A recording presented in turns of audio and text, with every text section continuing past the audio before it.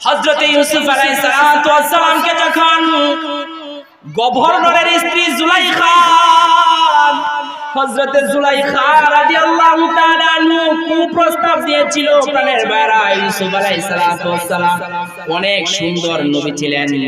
আল্লাহর রাসূল সাল্লাল্লাহু আলাইহি সাল্লাম বলে ইন্না ইউসুফা ইউদা শাতরাল হুসনি, আল্লাহ রাব্বুল আমিন হযরত ইউসুফ আলাইহিস সালামকে মাখলুকাতের অর্ধেক সৌন্দর্য দিয়েছেন। কোন সুবহানাল্লাহ। হযরত ইউসুফ আলাইহিস সালামের সৌন্দর্যের উপর আসক্ত হয়ে গভর্নরের স্ত্রী তার প্রেমে পাগল হয়ে গিয়েছিল। হযরত জুলাইখা রাদিয়াল্লাহু তাআলা আনহা ইউসুফ আলাইহিস সালাতু ওয়াস সালামকে একদিন তার বাড়ির মধ্যে দরওয়াজা বন্ধ করে তার মাধ্যমে তার বাসনার কামনা পুরা করতে চেয়েছিল।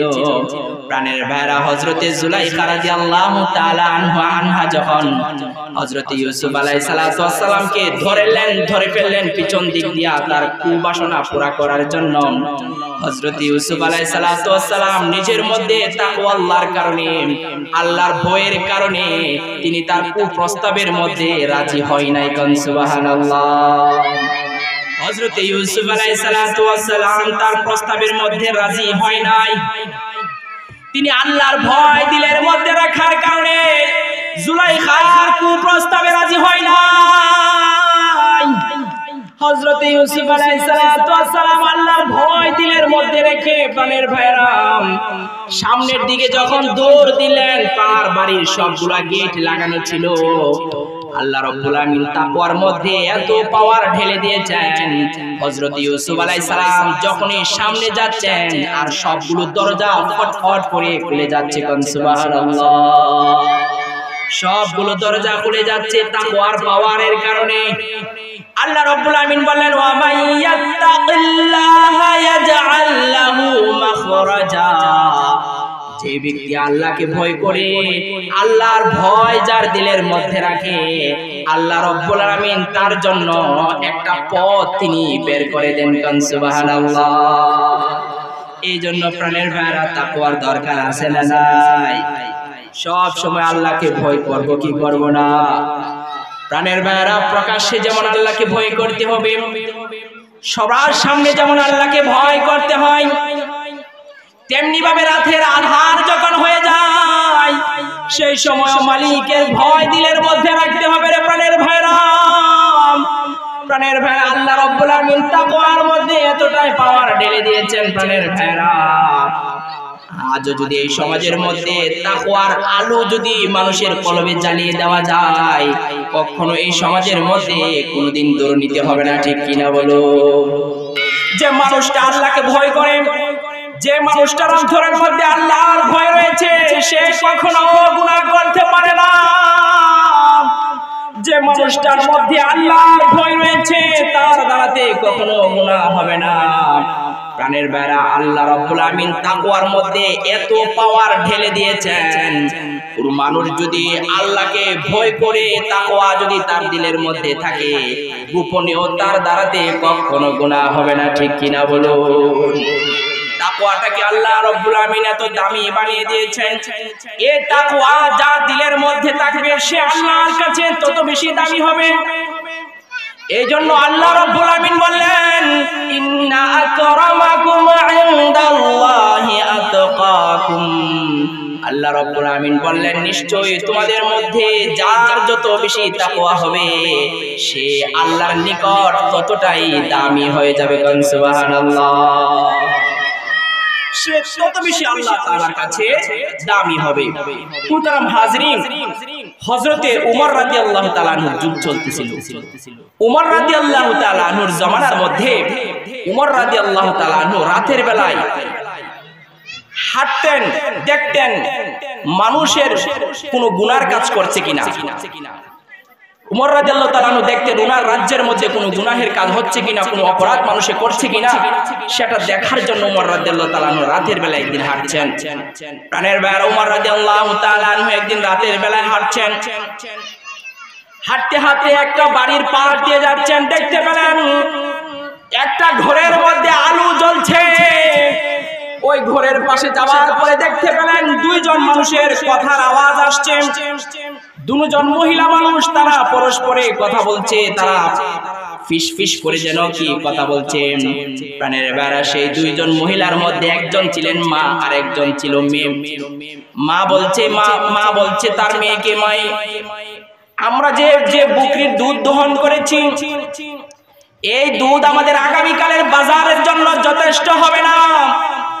এই যে দুধ রয়েছে এই দুধ আমাদের জন্য যথেষ্ট হবে না, এই দুধের মধ্যে আরো পানি দিয়ে দাও, এই দুধের মধ্যে আরো পানি দিয়ে দাও। নাউজুবিল্লাহ। প্রাণের ভাইরা বলেন দুধের মধ্যে পানি মিশানো ভালো না খারাপ? আওয়াজ দিয়ে বলেন দুধের মধ্যে পানি মিশানো ভালো না খারাপ? খারাপ। সবের কাম না গুনাহের কাজ। দুধের মধ্যে পানি মিশাইলে আল্লাহ দেখেন কি দেখেন না? বাজারের কেউ না দেখলেও আল্লাহ একজন দেখতেছেন কিনা? দেখতেছেন। প্রাণের ভাইরা, এরপরে মেয়েটা বলল, মা যে জমানাটা চলতেছে, যে যুগটা চলতেছে, খলিফাতুল মুসলিমিন হযরতে উমরের সময়কাল চলছে। উমর যদি জানতে পারে দুধের মধ্যে পানি মিশিয়েছেন মা, তাহলে উমর রক্ষা রাখবে না। মা বললেন, হে মেয়ে, তোমার উমর কোথায় দেখতেছে আমরা পানি মিশাইতেছি? আমরা যে পানি মিশাইতেছি সেটা তো উমর দেখছে না। প্রাণের ভাইরা, সে তারপরে মেয়েটা বলল, মা উমর যদি না দেখে আল্লাহ রাব্বুল আলামিন দেখছেন। আহকামুল হাকিমিন, যে মালিক সর্বস্রষ্টা, সর্বশ্রোতা, সর্বদ্রষ্টা, সে আল্লাহ রাব্বুল আলামিন দেখছেন আমরা পানি মিশাইতেছি, ঠিক কিনা বলুন? প্রাণের ভাইরা, মেয়ে বলল, উমর দেখবে না, কিন্তু আমাদের মালিক আল্লাহ, সে মালিক তো দেখছেন। মা হাসরের ময়দানে যখন আল্লাহর কাঠ গড়াতে দাঁড়াবো, সেই সময় আমাদের কি জবাব হবে? মা প্রাণের ভাইরা, আল্লাহর ভয়ের কারণে সে মা মেয়ে আর দুধের মধ্যে পানি মিশাই নাই। সুবহানাল্লাহ। সকাল হয়ে গেল, ওমর রাদিয়াল্লাহু তাআলা আনহু পুলিশ পাঠাইলেন সে মা এবং মেয়েকে নেওয়ার জন্য। হযরত উমর রাদিয়াল্লাহু তাআলা আনহু পুলিশ পাঠিয়ে মা এবং মেয়েকে তার আদালতের মধ্যে হাজির করলেন। প্রাণের ভাইরা, মা এবং মেয়ে তারা ভয়ে সন্ত্রস্ত হয়ে তারা একজন আরেকজনে বলাবলি করছে। মা বলছে, মেয়ে আমরা যে রাতের বেলায় দুইজনে মিলে কথা বলেছি দুধের মধ্যে পানি মিশানোর জন্য, সম্ভবত হযরতে উমর সেটা জেনে ফেলেছে। উমর মনে হয় সেটা জেনে ফেলেছে। অনেকটা ভয়ে কাচুমাচু অবস্থা। পরে উমর রাদিয়াল্লাহু তাআলা আনহু তাদেরকে বললেন, এই রাতের কাহিনী সবগুলো উমর রাদিয়াল্লাহু তাআলা আনহু মা এবং মেয়েকে শুনাইলেন। শোনানোর পরে উমর রাদিয়াল্লাহু তাআলা আনহু তার মাকে বললেন, আমরা আজকে আপনাদেরকে এই আদালতের মধ্যে এনেছি বিচার করানোর জন্য না, বরং আপনাদের সাথে আমার আত্মীয় করার জন্য। সুবহানাল্লাহ। প্রাণের ভাইরা, উমর রাদিয়াল্লাহু তাআলা আনহু বললেন, আজ আপনাদেরকে আদালতের মধ্যে হাজির করা হয়েছে আপনাদেরকে কোনো বিচার করার জন্য না, আপনাদের সাথে আত্মীয় করার জন্য। প্রাণের ভাইরা, হযরত উমর রাদিয়াল্লাহু তাআলা আনহু নিজের ছেলেকে দিয়ে ওই গোয়ালিনীর মেয়েকে বিবাহ করে তাদেরকে সম্মানিত করে দিয়েছেন। সুবহানাল্লাহ। সে মেয়ের গর্ভ থেকে শেষ সময়ের মধ্যে দ্বিতীয় হিজরিতে খলিফাতুল মুসলিমিন উমর ইবনে আব্দুল আজিজ রাহমাতুল্লাহি আলাইহি জন্মগ্রহণ করেছেন। যে উমর ইবনে আব্দুল আজিজের ভয়ে, যার শাসন আমলে বাঘ এবং বকরি এক ঘাটের মধ্যে পানি পান করত। সুবহানাল্লাহ। উমর রাদিয়াল্লাহু তাআলা আনহু সেই মেয়েকে নিজের ছেলের দ্বারাতে বিবাহ করে তাকে নিজের পুত্রবধূ বানিয়ে নিয়েছেন। সুবহানাল্লাহ।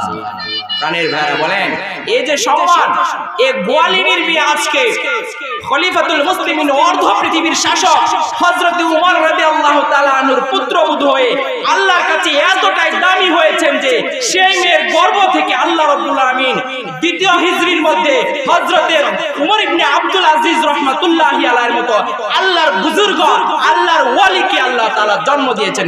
সুবহানাল্লাহ। তাকওয়ার কারণে আল্লাহ রাব্বুল আলামিন এই একটা সম্মান তাকে দিয়েছেন। এইজন্য প্রাণের বেড়া, আমাদের অন্তরের মধ্যে তাকওয়ার দরকার আছে না নাই? আল্লাহর ভয় অন্তরের মধ্যে রাখার দরকার আছে না নাই?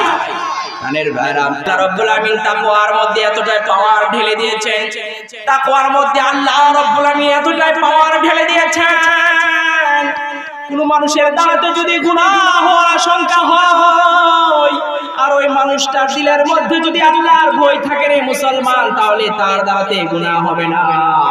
প্রাণের ভাইরা, আল্লাহ রাব্বুল আমিন আল্লাহর ভয় তথা তাকওয়ার মধ্যে এত পাওয়ার ঢেলে দিয়েছেন, গুনাহ করার মনে চাইলেও তার দাঁড়াতে কখনো গুনাহ হয় না। সুবহানাল্লাহ।